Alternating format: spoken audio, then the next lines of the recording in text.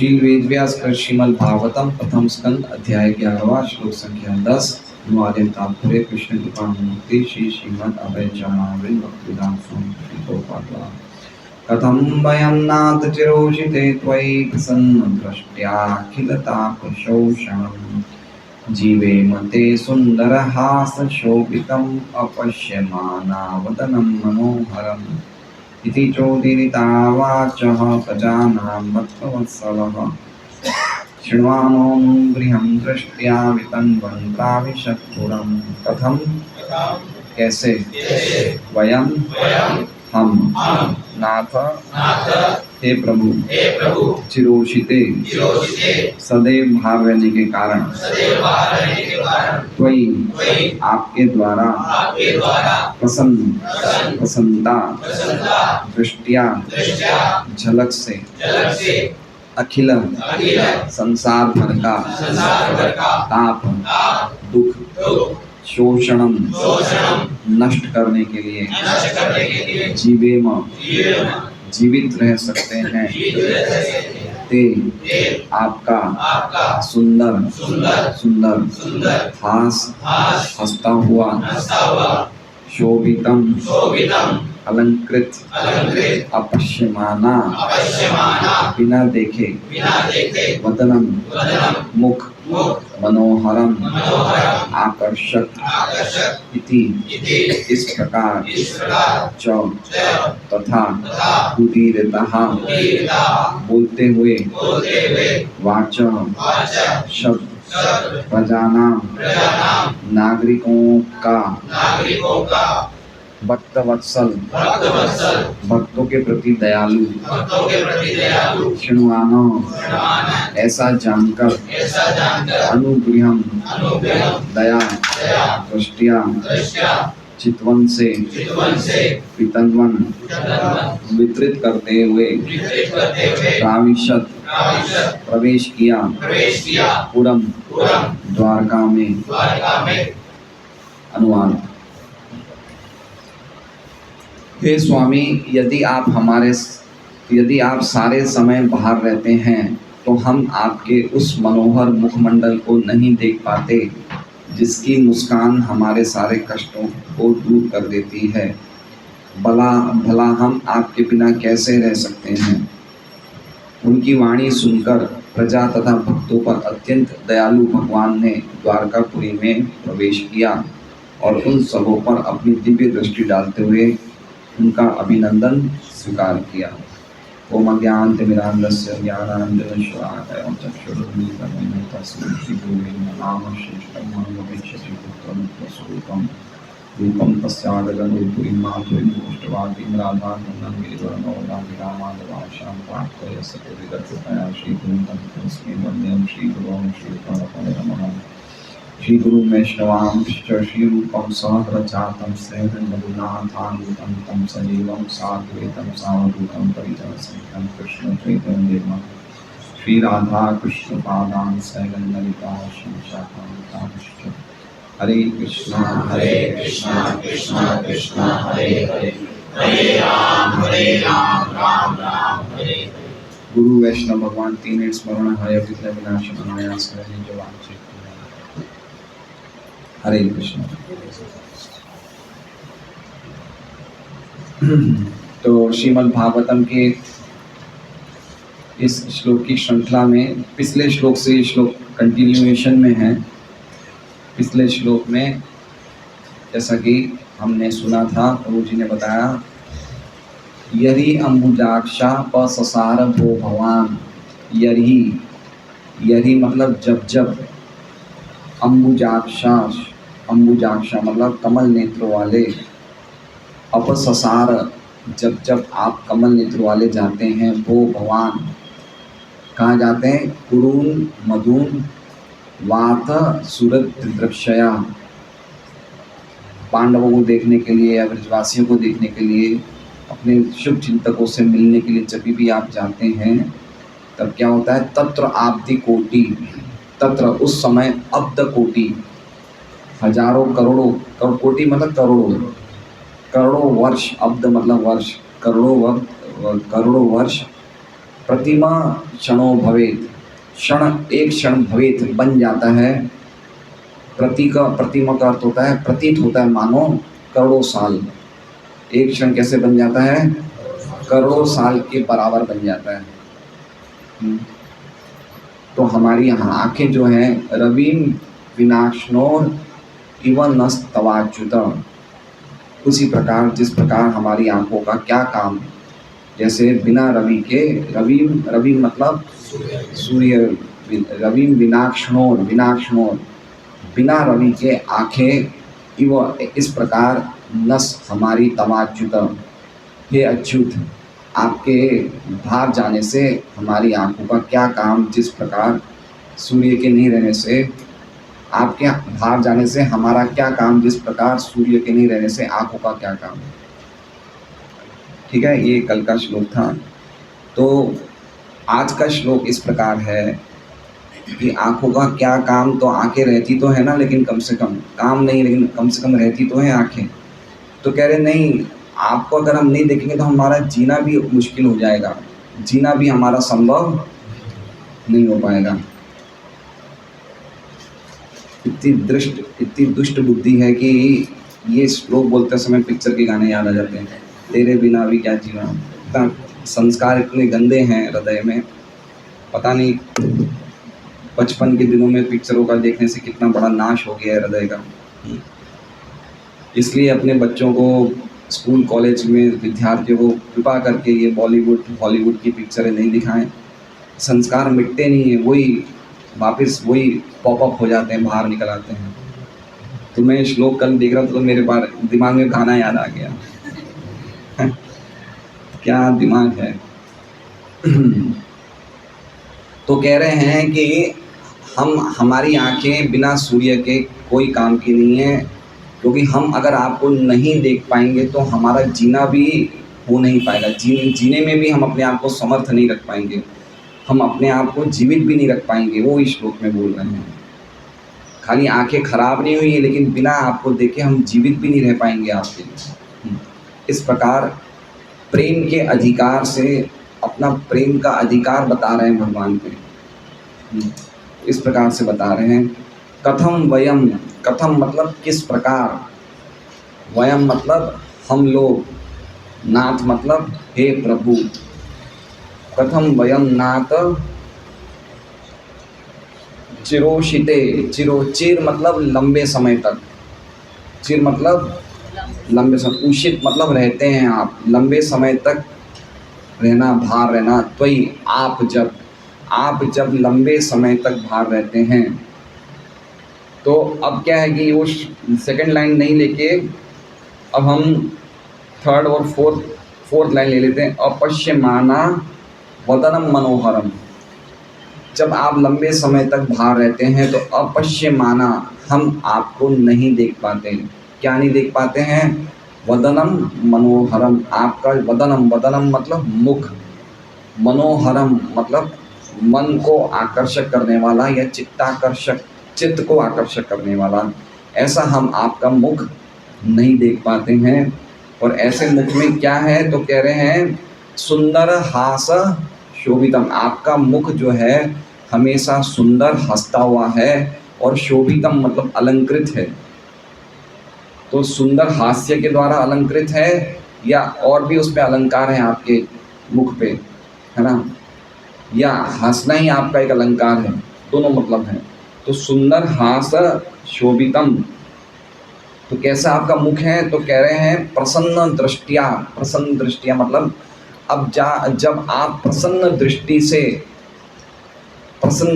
से आप देखते हैं, आनंद की दृष्टि से, हमने कुछ श्लोक पहले बताया था ना, प्रेम की दृष्टि से, प्रेम पूर्वक देखते हैं ना, प्रसन्न दृष्टि से। दृष्टि का बहुत प्रभाव पड़ता है ना, व्यक्ति की दृष्टि कैसी होती है, बोलते हैं ना इसकी आंखें गंदी हैं, है ना। कभी कभी हमारी दृष्टि, सबसे पहले हम लोग गलत काम सोचते हैं तो दृष्टि में प्रवेश करता है। हम दृष्टि देखते हैं तो दृष्टि कितनी मतलब प्रकृति के 3 गुणों के अनुसार हमारी दृष्टि का निर्माण होता है, लेकिन भगवान की जो दृष्टि वो कैसी है? प्रसन्न दृष्टि, भगवान जब देखते हैं हम पे तो उनकी सेवा करने की इच्छा हमारे में जागृत हो जाती है, और जब भगवान प्रेम पूर्वक मुस्कान करते हैं तो उस इच्छा को मेंटेन करना हमारा, उस सेवा की इच्छा को मेंटेन हम कर पाते हैं। समझ रहे हैं? भगवान देखते तो क्या होता है, हमें जब देखते हैं तो हमारी भक्ति करने की इच्छा जागृत हो जाती है, और जब वो मुस्कुराते हैं तो भक्ति में हम मेंटेन रहते हैं। प्रसन्ना प्रसन्न दृष्टिया, तो इस प्रकार आपकी आनंद पूर्वक दृष्टि से अखिल ताप, क्या होता है जब ऐसी दृष्टि आप करते हैं तो अखिल ताप शोषणम, अखिल मतलब इस जगत के जितने भी, अखिल मतलब संपूर्ण, और ताप मतलब कष्ट, शोषणम का अर्थ क्या होता है, सुखा देती हैं। शोषण, वो शोषण का एक अर्थ होता है डोमिनेट करना या एक्सप्लॉइट करना, लेकिन ये शोषण का अर्थ क्या है, सुखा देना। ताप को प्रभुपाद जी अर्थ में क्या बता रहे हैं, शोषण को नष्ट कर देना, नष्ट कर देना। और भगवद गीता में एक शोषणम का आता है, नैनम छिंदंती शस्त्राणी, कि शस्त्र नहीं मार सकते आत्मा को, नैनम दहति पावकम, और ना ही अग्नि जला सकती है। फिर क्या तीसरा दूसरे क्या न चैनम क्लेदियंत्या, को न ही आप पानी गीला कर सकता है, न शोषयति मारुतम, और हवा सुखा नहीं सकती। शोषयति आता है ना, तो सुखाना, मतलब आपकी जो आनंदमयी दृष्टि है वो सभी जीवों के सभी तापों को सुखा देती है ना। तो अभी द्वारकावासी को तो सभी ताप नहीं है, हमारे जैसे ताप हमें हैं वैसे द्वारकावासी तो नहीं है, लेकिन उनको कौन सा ताप है, विरह का ताप है, फायर ऑफ सेपरेशन, है ना, अग्नि। तो ये ताप जो है कौन से प्रकार के ताप है, त्रिताप है ना, त्रिताप है, मतलब कष्ट ही कष्ट है। अखिल ताप शोषणम, अखिल मतलब इतने ताप है, इतने ताप है कि हमें ये तीन ताप जो हैं, तीनों कैटेगरी, दूसरे लोगों के द्वारा मिलने वाले कष्ट, है ना, दूसरे लोग बहुत कष्ट देते हैं, हम लोग बहुत हैरेस हो जाते हैं। अभी 3-4 दिन पहले हमारे गुरु भाई हैं नवनीत तस्कर प्रभु, जो दुबई रहते हैं, अब वो शिफ्ट हो गए हैं भरूच में, महाराज का बुक्स के गोडाउन को संभालने के लिए। बालकृष्ण प्रभु अच्छी तरह जानते हैं।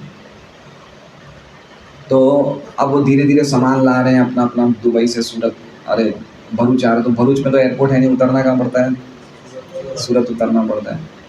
तो उनकी वाइफ उनके 2 बच्चों के साथ 3 दिन पहले ही आ रही थी दुबई से, तो एयरपोर्ट रात को 10 बजे फ़्लाइट आती है सूरत एयरपोर्ट पे। तो उन्होंने एक सोने की चेन पहनी हुई थी 35 ग्राम की, उनकी वाइफ ने। तो यहाँ पे एयरपोर्ट पे उन्होंने पकड़ लिया कस्टम्स वालों ने, और कहा कि ये तो आप नहीं ला सकते हैं। एक्चुअली में कायदा ये है कि 40 ग्राम तक एक व्यक्ति सोने का कोई सामान लेडीज़ पहन सकती है, क्योंकि सोना दुबई में बहुत सस्ता है इंडिया से, तो लोग दुबई जाते हैं ज़्यादातर सोना खरीदने के लिए। तो उन्होंने वो कहा कि 40 ग्राम की नहीं है, 35 ग्राम की है। तो उनके मुंह से निकल गया 24 कैरेट है। 24 कैरेट नहीं ला सकते, 22 कैरेट ला सकते हैं। तो पकड़ लिया उन्होंने, और फिर इतना हैरेस किया, रात को 10 बजे से लेकर रात के 3 बजे तक 5 घंटे उनसे परेशान किया। फिर पैसे वैसे की मांग करी, उनके पास कुछ था ही नहीं। फिर अल्टीमेटली वो इतनी ज़्यादा परेशान हो गई उनकी वाइफ माता जी, तो उन्होंने सोने की चेन ही दे दी उनको कि रखो आप जो करना है करो। 2 लाख की चेन थी वो। फिर उन्होंने क्या किया, 96,000 का पेनल्टी का पर्चा बना दिया कि 50% टैक्स लगता है, तो 96,000 का पेनल्टी का पर्चा बना दिया। कितना हैरेसमेंट है, पैसे का तो लगा ही लगा, लेकिन 5 घंटे जो परेशान हुए, दूसरे जीवों के द्वारा कष्ट मिलता है। तो हमारे जीवन में ऐसे मौके आते हैं ऐसे क्षण आते हैं जब दूसरे व्यक्ति या तो हमारे कर्मचारी हैं, या हमारे साथ काम करने वाले हैं, या फिर हमारे कोई भी कर्म क्षेत्र में इस प्रकार के लोग मिलते हैं जो हमें बहुत कष्ट देते हैं। तो अधिभौतिक कष्ट है, आध्यात्मिक कष्ट है, हमारे मन से कष्ट मिलने वाला है। कितनी स्ट्रेस, चिंता, डिप्रेशन, डिप्रेशन, मनोरोग, ऐसी ऐसी बीमारियां निकली हैं आजकल की, बहुत ज़्यादा कष्टमय हैं। लोग इतने गलत काम कर लेते हैं। अभी हमारे महेश्वरी समाज की 2 लेडीज़ ने पिछले 20 दिनों में सुसाइड कर लिया। अल्थान में, एक अल्थान में रहते थे, खटार में रहते थे, पिछले 20 दिन में, है ना। तो कितना कष्ट है, मन से कष्ट मिलने वाला है, शरीर से कष्ट मिलने वाला है, और फिर जो अधिदैविक कष्ट है वो तो है ही है। धूप, गर्मी और भूकंप और सूखा, ये सब। अभी धूप में हम कितने परेशान हो रहे हैं, फिर हम सोचेंगे अब बरसात कब आएगी, बरसात, लेकिन बरसात आएगी तो भी हम चैन से नहीं रह पाएंगे, तो हमारी परेशानी अलग चालू हो जाएगी, है ना। तो कोई भी स्थिति में हम ढंग से नहीं रह सकते हैं। यहाँ पे हम पे कोई ना कोई परेशानियाँ, कोई ना कोई कष्ट एवरी मोमेंट आ रहे हैं। इसलिए कितने हैं ये कुछ थोड़े बहुत नहीं है, कितने अखिल ताप मतलब होलसेल में भरे हुए हैं। लेकिन भगवान की दृष्टि जब किसी पे पड़ती है तो उनके सभी जो दुख हैं, सभी तापों को सुखा देती है, सुखा देती है ना। तव कथामृतम तप्त जीवनम कविभिरीडितम कल्मषापहम। तव कथामृतम तप्त जीवनम, जो जल रहे हैं, भगवान की कथा, भगवान की दृष्टि उनको सब कुछ क्लियर ऑफ कर देती है। तो श्रवण मंगलम श्रीमदाततम भुवि गृह्णन्ति ये भूरिदा जनाः। श्रीमदाततम, आपकी कथाएं सब शक्ति से संपूर्ण हैं, और भुवि गृह्णन्ति ये, भुवि मतलब इस जगत में, गृह्णन्ति ये, उसका प्रचार करते हैं। भूरिदा मतलब जो बड़े हृदय के लोग हैं, जो दानवीर हैं, जो भगवान के भक्त हैं, वो आपकी कथा का प्रचार करते हैं, लोगों के तप्त जीवनों को, जलते हुए जीवनों को शांति पहुंचाते हैं। तो आपकी दृष्टि कैसी है? प्रसन्न दृष्टिया प्रसन्न अखिल ताप शोषण। आप सुंदर हैं, हंसता हुआ मुख है, आपका मुख अलंकृत है, आपका वदन जो है, आपका मुख है, चित्ताकर्षक है, मनोहरम है, और आपकी जो प्रसन्न दृष्टि है सभी प्रकार के तापों को सुखाने वाली है, नष्ट करने वाली है। तो जब इस प्रकार का मुख हम आपका नहीं देख पाते तो जीवेम, तो हम जीने में असमर्थ हैं, हम जीवन को बनाए रखने में अपने आप को असमर्थ समझते हैं। इस प्रकार की इन्होंने प्रार्थना भगवान को बोली। ठीक है। अब इसमें लिखा है चिरोशिते मतलब लंबे समय तक आप बाहर रहते हैं। ठीक है। प्रभुपाद जी तात्पर्य में, अनुवाद में क्या लिखते हैं? यदि आप सारे समय बाहर रहते हैं, लिखा है। तो सारे समय बाहर रहना और लंबे समय बाहर रहना में कोई डिफरेंस है? लंबे समय बाहर रहना मतलब ज़्यादा टाइम रहते हैं लेकिन आते रहते हैं द्वारका में। सारे समय मतलब रहते ही नहीं द्वारका में। तो सही क्या है? सही क्या है? प्रभुपाद जी क्या कह रहे हैं? आप सारे समय बाहर रहते हैं। और श्लोक में क्या लिखा है? सदैव बाहर। अच्छा, मीनिंग में भी सदैव बाहर लिखा है। तो प्रभुपाद जी क्या बता रहे हैं? ये द्वारका वासियों का प्रेम भरा रोष बता रहे हैं। प्रेम भरा, प्रेम से भरकर, या प्रेम भरा अधिकार बता रहे हैं कि भगवान को कैसा बोलते हैं। जैसे मान लीजिए, इसको कैसे समझेंगे? तो मान लीजिए कि केशव रुचि माता जी की एक काम वाली आती है सफाई करने। हफ्ते में 7 दिन में अगर वो खाली 3 दिन आती है और 4 दिन नहीं आती, तो केशव रुचि माता क्या बोलेगी? तुम्हारा तो रोज़ का ही नाटक है। अब रोज़ तो ऐसा तो नहीं है रोज़ नहीं आ रही है, कुछ दिन तो आई है ना, लेकिन वो बोला क्या जाता है गुस्से में? तुम्हारा रोज़ का ही नाटक है। तो आप समझ रहे हैं?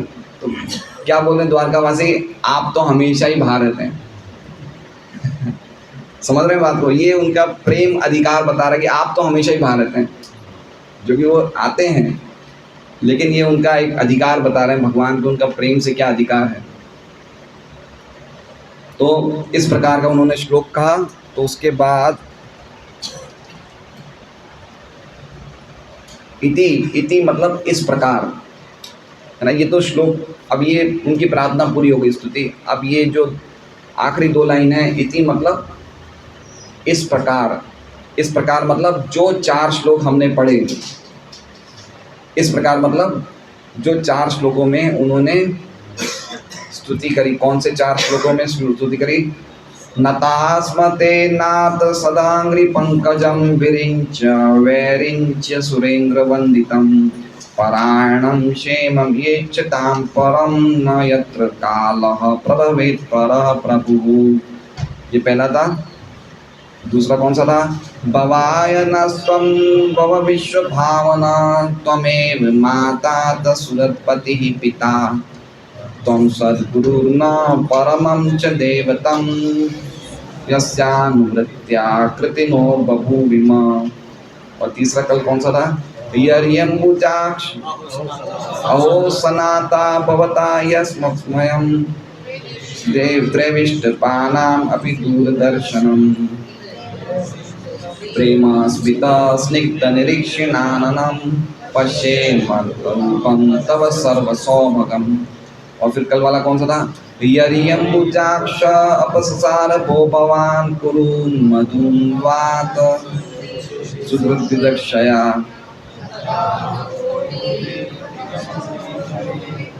रविं विनाशनो इव नस्तवाच्युत। ये इति का अर्थ क्या हो गया? इस प्रकार।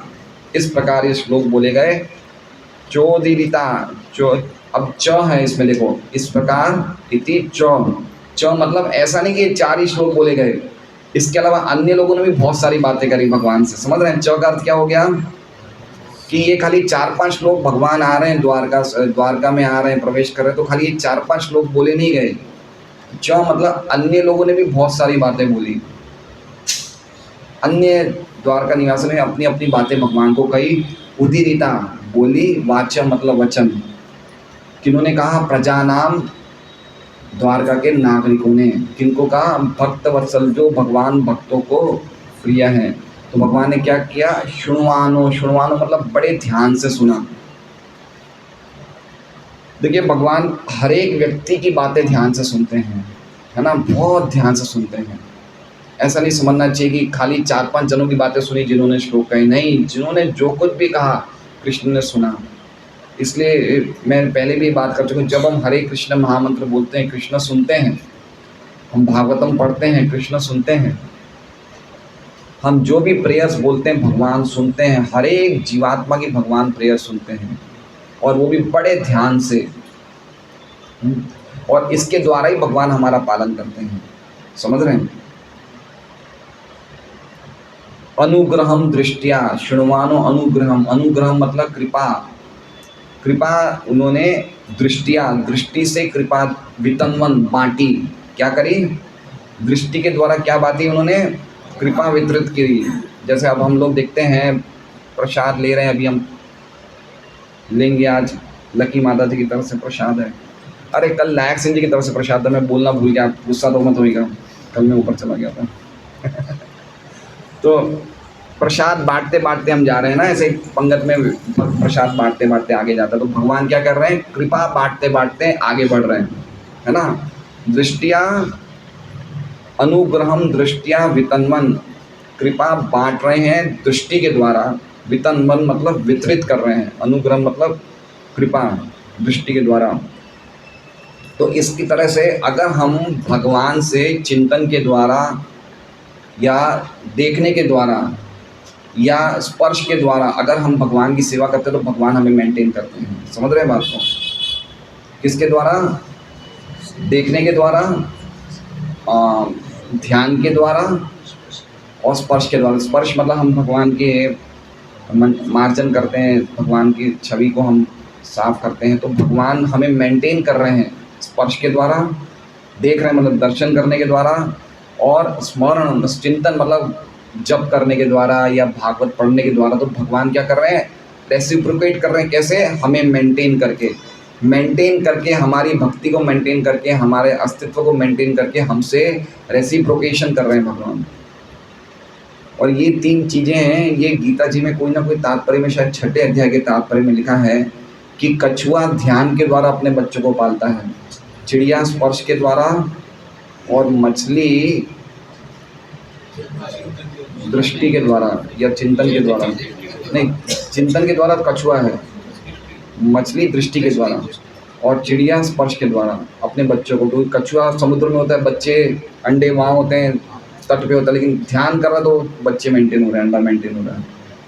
तो जब एक सामान्य व्यक्ति, जीवात्मा भी ऐसा कर सकता है तो भगवान नहीं कर सकते। इसलिए भक्ति में लगे रहना चाहिए, हमें सेवा में लगे रहना चाहिए। तो भगवान के द्वारा हम मेंटेन हो रहे हैं, और जब भगवान के द्वारा मेंटेन हो रहे हैं तो भगवान की प्रसन्न दृष्टि हम पे पड़ी हुई है, और उसके द्वारा हमारे अखिल ताप शोषणम, हमारे सभी प्रकार के तापों को सुखाया जा रहा है, और कोई दूसरा उपाय नहीं है। तो ये श्लोक का अर्थ था। टीका इस बार सब टीकाएं खाली एक लाइन की है बस, इसलिए हम लोग तात्पर्य पढ़ेंगे प्रभुपाद जी का। कृष्ण का आकर्षण इतना प्रबल होता है कि एक बार उनसे आकृष्ट हो जाने पर उनका विचो सह पाना कठिन हो जाता है। समझ रहे हैं आप कि आकर्षण कितना पावरफुल है, और प्रबल मतलब इतना शक्तिशाली कि एक बार भी कोई कृष्ण से आकर्षित हो जाए तो वापस उसका विरह उनसे सहन नहीं हो पाता है। किस बात पे बोल रहे हैं? जब वो बोले द्वारकावासी कि हमारे लिए एक क्षण भी करोड़ों वर्ष के समान है। तो ये स्थिति किनकी है? और ये स्थिति हमारी भी है। समझ रहे हैं? एक्चुअली में हम लोग भी भगवान के बिना एक क्षण भी नहीं रह सकते हैं। जैसे प्रभुपाद जी एक बुक में लिखते हैं कि कृष्ण क्या है? मैग्नेट है, चुंबक, और हम क्या हैं? हम लोहे के टुकड़े हैं। अगर चुंबक होगा तो लोहे के टुकड़े अपने आप ही चिपक जाएंगे, है ना? सही बात है। लेकिन अभी क्या हो रहा है कि अभी हम लोहा है, हमें तो ऑटोमेटिकली स्वाभाविक रूप से चुंबक से चिपक जाना चाहिए, लेकिन हम नहीं चिपक रहे। क्यों नहीं चिपक रहे? क्योंकि हम पे कपड़ों की कवरिंग है, कपड़े उड़ाए हुए हैं। जैसे मान लीजिए अगर लोहे के कपड़े पे आप भूमि, जल, अग्नि, वायु, आकाश, मन, बुद्धि, अहंकार, ये 8 चद्दरें लगा दिए, और 8 चद्दरें लगाने के बाद हम चुंबक के सामने अट्रैक्ट नहीं हो रहे हैं। अभी हम किसके सामने अट्रैक्ट हो रहे हैं? हम पुरुष स्त्री की तरफ अट्रैक्ट हो रहे हैं, अपने नाम पूजा प्रतिष्ठा की तरफ अट्रैक्ट हो रहे हैं, ठीक है? जहाँ पे प्रजल की बातें हो रही है वहाँ अट्रैक्ट हो रहे हैं। क्यों? क्योंकि अभी हम पे ये 8 कवरिंग्स है, हमें ढका हुआ है। इसलिए हमारा जो अटैचमेंट कृष्ण की तरफ, इसमें लिखा है कि एक बार आकृष्ट हो जाने से वो कभी भी इस विरह सहन नहीं कर पाता है। तो हम लोग तो अभी ऐसी स्थिति में है ही नहीं। समझ रहे हैं? हम कितनी बार भगवान को देखते हैं, कितनी बार देख रहे हैं, हम रोज़ देखते हैं, रोज़ सुनते हैं, लेकिन ऐसी स्थिति में हम नहीं। तो आप समझिए हमारी कवरिंग्स कितनी ज़बरदस्त है, कितनी ज़बरदस्त हमारे आवरण हैं।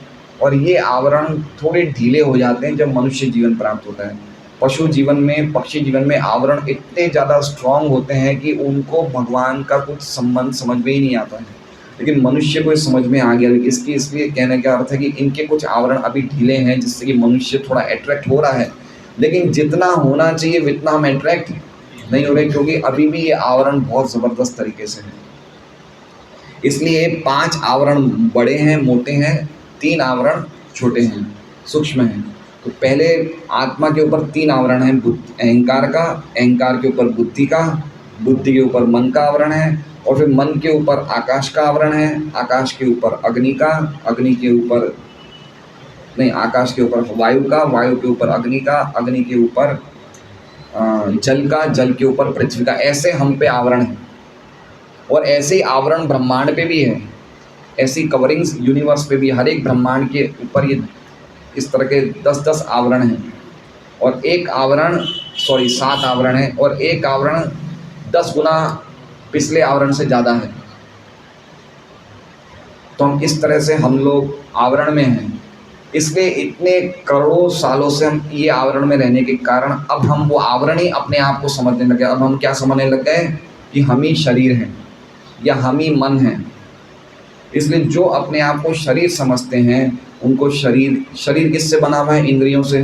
तो उनको इंद्रियों के सुख में आनंद आता है ना। उसको इंद्रियों का सुख चाहिए ही चाहिए, उसके बिना नहीं रह सकता, क्योंकि वो अपने आप को शरीर समझता है। और जो अपने आप को मन समझता है वो इससे ऊपर उठ गया, लेकिन फिर उसे शायरियों में, कविताओं में, फिलोसॉफी में, इसमें आनंद आता है, क्योंकि वो क्या समझ रहा है अपने आप को।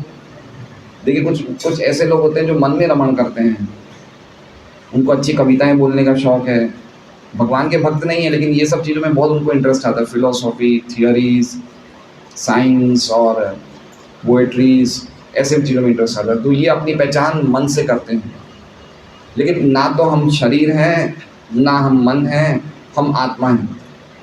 इसलिए जब तक हम उस लेवल पे नहीं आएंगे तब तक हमारा आकर्षण भगवान से स्ट्रॉन्ग नहीं होगा। इसलिए ये पूरी जो हमारी भक्ति की प्रोसेस है, इस आवरण को ख़त्म करने की पूरी प्रोसेस, जितनी तीव्रता से हमारी भक्ति होगी, अनमिक्स्ड रेज मतलब अभी भी सूर्यदेव हैं लेकिन अभी धूप नहीं है। ये सूर्यदेव के सामने अगर हम छत पे कपड़े सुखाएंगे तो कपड़े इतने स्ट्रांगली नहीं सूखेंगे, क्योंकि मिक्स्ड रेज है, ये मिश्रित किरणें हैं। लेकिन भक्ति अगर हमारी अनमिक्स्ड होगी, अनमिक्स्ड मतलब प्रॉपरली हम अच्छी तरह भक्ति कर रहे हैं, गुरु के मार्गदर्शन में अच्छी तरह सुन के जो उन्होंने बोला वो कर दिया बस, ऐसी भक्ति हम कर रहे हैं, तो हमारी जो भक्ति होगी वो सब आवरणों को छेद कर देगी, छेदन करती रहेगी। और फिर आत्मा का स्वरूप जो प्रकट होगा, उससे फिर भगवान का जो आकर्षण होगा वो कभी भी सहन नहीं हो पाएगा, जो ये द्वारकावासियों का है। मछली रह सकती है बिना पानी के, तो हम रह सकते हैं बिना कृष्ण के? तो हम तो रह रहे हैं ना। बाकी सब चीज़ों के बिना नहीं रह सकते, कृष्ण के बिना रह सकते हैं। समझ रहे हैं आपको? अगर अभी हम रख दें, फल रख दें, तो कितने लोग आएंगे यहाँ पे? 5 एक दिन जाएंगे, दूसरे दिन 10 जाएंगे, तीसरे दिन 15, 7 दिन बाद खाली 5-10 रहेंगे। समझ रहे हैं, है ना? तो अभी प्रसाद लेना भी भगवान की सेवा ही है, लेकिन मैं कह रहा हूँ कि अभी हम लोग इतने ज़्यादा एबनॉर्मल कंडीशन में हैं कि हमें इंद्रियों के सुख चाहिए। नहीं, बात उसकी नहीं है, बात ये कि मछली का एक जल से, जैसे हम ज़मीन पे रहते हैं ना, मछली जल में रहती है, तो हम जल में तो नहीं रह सकते ना। वो वैसे एग्जाम्पल समझाया जा रहा है कि भाई मछली जैसे बिना जल के नहीं रह सकती, वैसे एक्चुअली में हम भगवान कृष्ण के बिना नहीं रह सकते। वो आवरण के अकॉर्डिंगली नहीं एग्जाम्पल दिया जा रहा है, उसके बिना नहीं रह सकती, वैसे हम कृष्ण के बिना नहीं रह सकते, वो एग्जाम्पल दिया जा रहा है। ऐसा क्यों है? क्योंकि हम उनसे उसी तरह शाश्वत रूप से संबंधित हैं जिस प्रकार सूर्य की किरणें सूर्य मंडल से संबंधित होती है। सूर्य की किरणें सौर विकिरण के आणविक अंश हैं। इस तरह सूर्य तथा सूर्य प्रकाश को विलग नहीं किया जा सकता। अब हमने मैग्नेट का एग्जाम्पल देखा था, प्रभुपाद जी एग्जाम्पल क्या कर रहे? सूर्य और सूर्य की किरण। सूर्य कौन है? कृष्ण है। हम कौन है?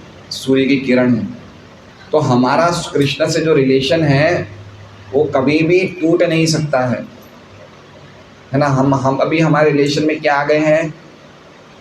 बादल आ गए हैं, और बादल ने सूर्य की किरणों को कुछ समय के लिए सूर्य से ढक दिया है, सूर्य की किरणों को। लेकिन हमारा शाश्वत संबंध सूर्य की किरणों का जैसे सूर्य से है, वैसे हमारा कृष्ण से है। इस तरह सूर्य तथा सूर्य प्रकाश को विलग नहीं किया जा सकता। बादलों द्वारा उनका विलगाव क्षणिक तथा कृत्रिम होता है। बादलों द्वारा उनका विलगाव मतलब समझ रहे हैं? अलग हो गए। कैसा होता है? क्षणिक तथा कृत्रिम। समझ रहे हैं? इसका अर्थ क्या हो गया? क्षणिक तथा कृत्रिम मतलब एक्चुअली में विलगाव है ही नहीं, आर्टिफिशियल है। सूर्य की किरणों का सूर्य से कभी विलगाव होता ही नहीं है, ये कृत्रिम है। और एक जगह प्रभुपाद जी कह रहे हैं क्षणिक है। तो क्षणिक का अर्थ समझ रहे हैं? क्षणिक मतलब हमारा भगवान से जो विलगाव कैसा है? क्षणिक है और कृत्रिम है। एग्जाम्पल दिया जा रहा है सूर्य की किरण का और सूर्य का। एक्चुअली में बताया किसके लिए जा रहा है? आत्मा के लिए और भगवान के लिए। तो हमारा विलगाव कैसा है? क्षणिक है और कृत्रिम है। कृत्रिम का अर्थ कि एक्चुअल में विलगाव है ही नहीं। हम भगवान से कभी भी अलग, हम अभी भी भगवान के साथ हैं। कैसे हैं? हम धरती पे बैठे हैं, धरती किसकी शक्ति है? भगवान की। हम हवा में हैं, हम हम क्या चीज़ों का उपयोग करते हैं? जल का, आकाश का, हवा का, धरती का, ये सब कौन है? तो हम कृष्ण की शक्ति में स्थित है ना। तो एक तरह से हम कृष्ण में स्थित हुए ना, तो हम अलग कहाँ हुए? बहुत इंपॉर्टेंट पॉइंट समझने जैसा कि हमारा भगवान से कभी बिल्कुल होता ही नहीं है। भगवान के धाम में बिल्कुल आमने सामने होंगे, और भौतिक जगत में भगवान की शक्तियों के द्वारा हम भगवान से जुड़े हुए हैं, कभी अलग हो ही नहीं सकते हैं। कृत्रिम क्यों कहा गया है? क्योंकि हम ऐसा समझते हैं हम अलग हैं, बाकी हम अलग है नहीं।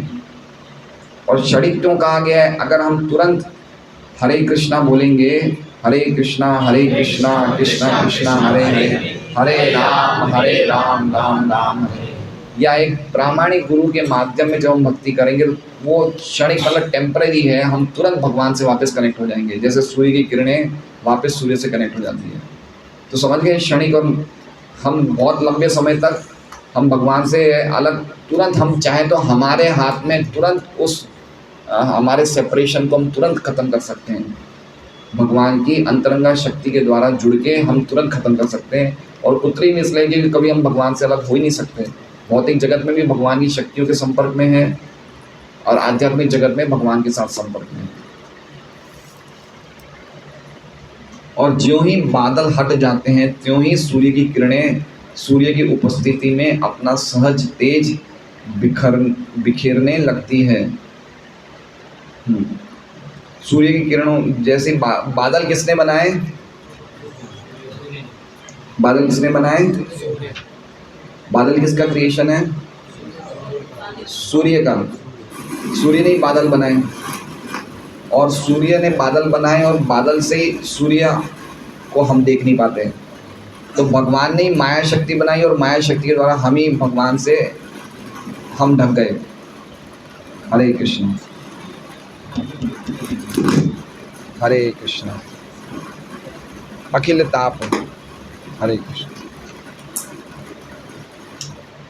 हरे कृष्ण हरे कृष्ण हरे कृष्णा। तो ये सब प्रकार के ताप हैं, ये कष्ट है ना, कष्ट मिल रहा है ना हमें, हम ढंग से नहीं बोल पा रहे हैं। तो इस प्रकार के कहने का कि सूर्य बादल बनाते ऐसे ही भगवान माया शक्ति बनाते हैं। क्यों? क्योंकि हम भगवान को भूल जाते हैं, तो भगवान अपनी माया शक्ति से हमें ढक देते हैं। कहाँ लिखा हुआ है ऐसा? नाहम प्रकाश सर्वस्य योग माया समावृतम्। जो मुझे नहीं देखना चाहते हैं, मैं उनको दिखाना नहीं चाहता हूँ, मैं अपनी योग माया से आवृत रहता हूँ। भ्रामक शक्ति माया के इस आवरण को हटाना है, और ऐसा हो जाने पर जीव भगवान को साक्षात देख सकते हैं, और उनके सारे कष्ट तुरंत ही दूर हो जाएंगे। एक जगह और भी तात्पर्य भागवतम के 3rd कैंटो में लिखा है, कपिल भगवान माँ देवहूति को भगवान के स्वरूप का वर्णन करते, तो उसमें कहते हैं जब भगवान हमें देखते हैं तो उनकी दृष्टि से हमारे सभी शोक के सागर सूख जाते हैं। शोक का सागर में जो जीवात्मा डूबा हुआ है वो सूख जाता है सागर। तो वही बता रहे हैं कि जब हम उन्हें देखेंगे तब हमारे सारे कष्ट तुरंत ही दूर हो जाएंगे।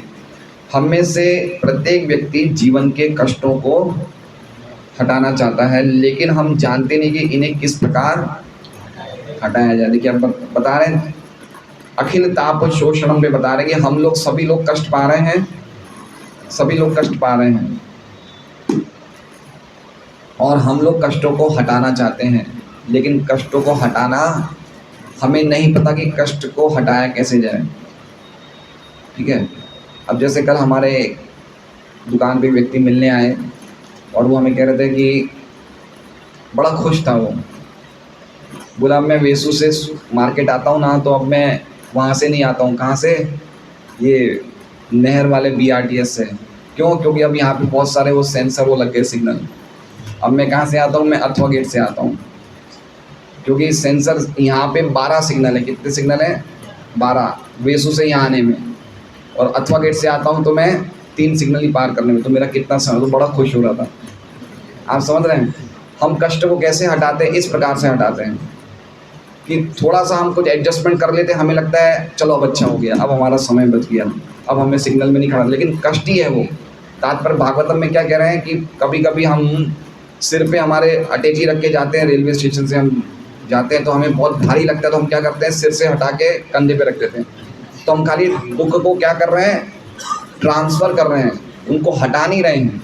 तो पूरे जगत में भी यही हो रहा है कि हम लोग क्या कर रहे हैं, अपने कष्टों को, अपने तापों को ख़त्म नहीं कर रहे हैं, उनको कहीं ना कहीं तरीके से ट्रांसफ़र कर रहे हैं या कुछ समय के लिए उसे दबा देते हैं। इकोनॉमिक डेवलपमेंट के द्वारा हम दबा देते हैं, आर्थिक उन्नति के मुखड़े के अंदर हम उन कष्टों को दबा देते हैं। लेकिन ऐसे कष्ट दब नहीं सकते, वो बाहर आएंगे ही आएंगे।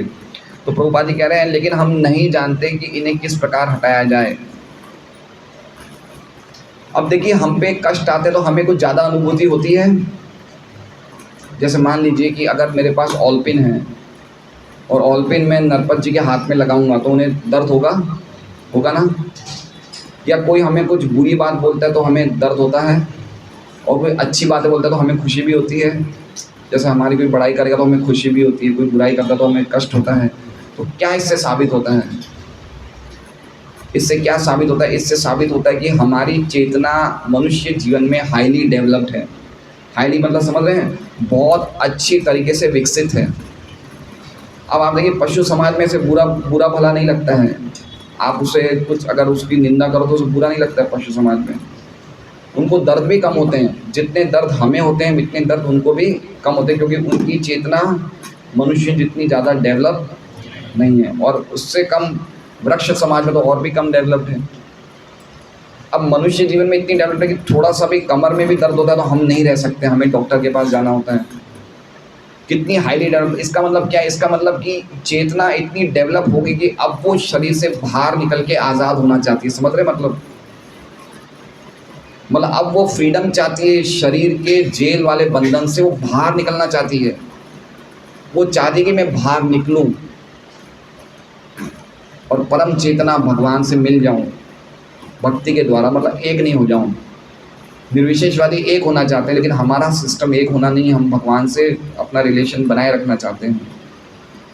तो समझ रहे हैं, अभी हम इस स्टेज तक आ गए हैं कि चेतना इतनी डेवलप हो गई है कि खाली हमें पूरा प्रयास करना है कि कैसे ना कैसे इसको शरीर के जेल से बाहर निकाल दिया जाए। और मान लीजिए अगर हम वो कार्य नहीं कर रहे हैं तो क्या होगा? वापस उस चेतना को हल्के शरीरों में जाना पड़ेगा और वापस उसको वही इवोल्यूशन होने के बाद अरबों सालों के बाद वापस मनुष्य शरीर मिलेगा। तो हम कितना बड़ा खिलवाड़ कर रहे हैं। हाईली डेवलप्ड कॉन्शियसनेस है हमारी मनुष्यों की। तुरंत दर्द होता है, तुरंत बुरा लगता है, तुरंत अच्छा लगता है। कितनी डेवलप्ड है वो, सब प्रकार से डेवलप हो चुकी चेतना, बस उसको बाहर निकलना है। लेकिन हम शरीर के ज़रूरत चीज़ों पे, शरीर की आवश्यकताओं पे इतना ज़्यादा ध्यान देते हैं कि चेतना को डेवलप ही नहीं कर पाते हैं। जैसे कह रहे हैं ना, एक एग्जाम्पल प्रभुपाद जी बताते हैं कि कोई व्यक्ति के घर में अगर सोने का पिंजरा होता है और चिड़िया होती है तो वो सोने के पिंजरे का इतना ध्यान रखता है कि चिड़िया को कुछ खिलाता ही नहीं है।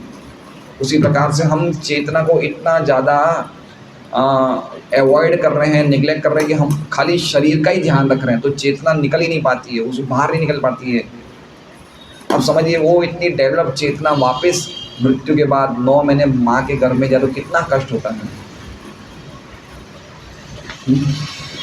तो हम नहीं समझ रहे कि हम कितना ज़बरदस्त हम लोग पागलपन कर रहे हैं अपने आप को शरीर समझ के। जो हम हैं, हम कौन है? हम चेतना है। हमारा लक्षण क्या है? हम चेतनशील हैं। हम लोग उस चीज़ को निगलेक्ट करके खाली शरीर की मांगों पे हम पूरा समय निकाल रहे हैं। कितना बड़ा हम लोग आत्मघात सुसाइड कर रहे हैं। सुसाइडल अटेम्प्ट है ये।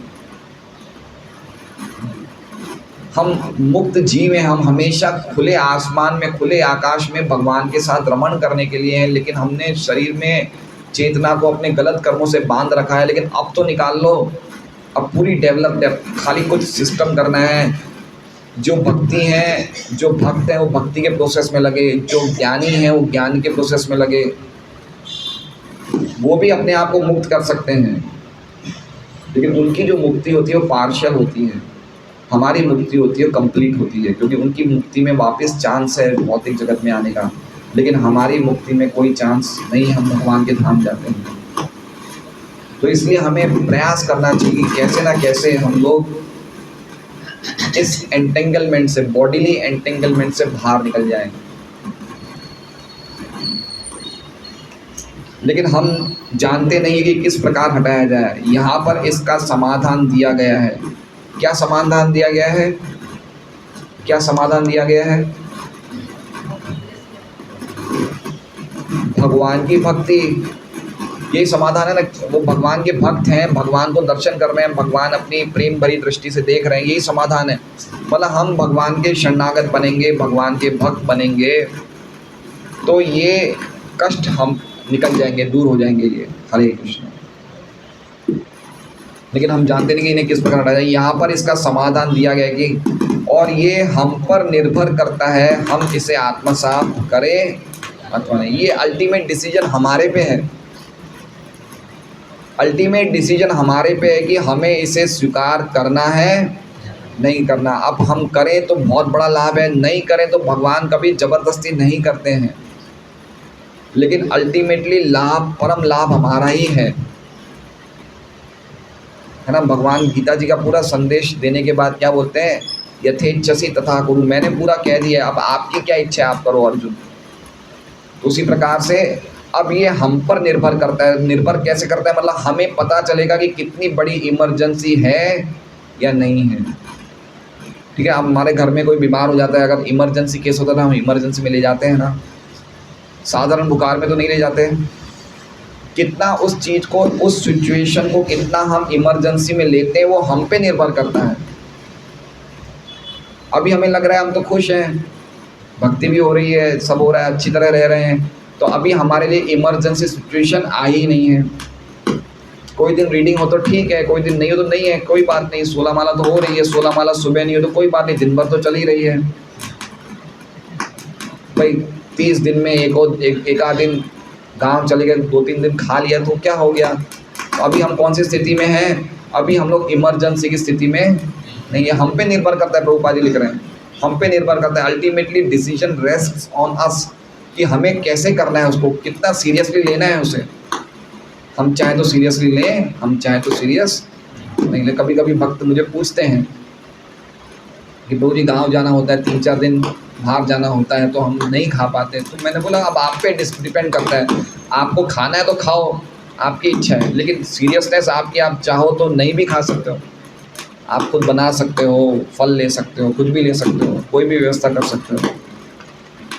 इसलिए अल्टीमेटली हम कितना सीरियस हैं उस पर डिपेंड करता है कि हम इन पापों को किस प्रकार सुखाएं भगवान की भक्ति में आके, ये हम पे डिपेंड करता है। हरे कृष्णा। श्रीमद् भागवतम की जय। वांछा कल्पतरुभ्यश्च कृपा सिंधुभ्यो च पतितानां पावनेभ्यो वैष्णवेभ्यो नमो नमः।